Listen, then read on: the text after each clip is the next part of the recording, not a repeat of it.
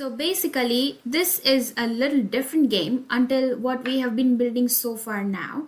So what happens in this game is, as soon as I press the green flag here, I have to balance this upcoming sprites with the help of my hand gestures. So if I'm able to balance them successfully, my scores will be updated or it will keep on increasing. But as soon as these sprites touch the water, I lose the life and it gives me a chance to deal with 3 lives if I'm able to kind of balance this within the span of 3 lives.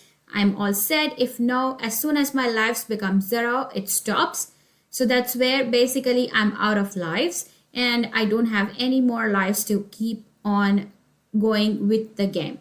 So this is what we will be building in the next couple videos. So let's get started.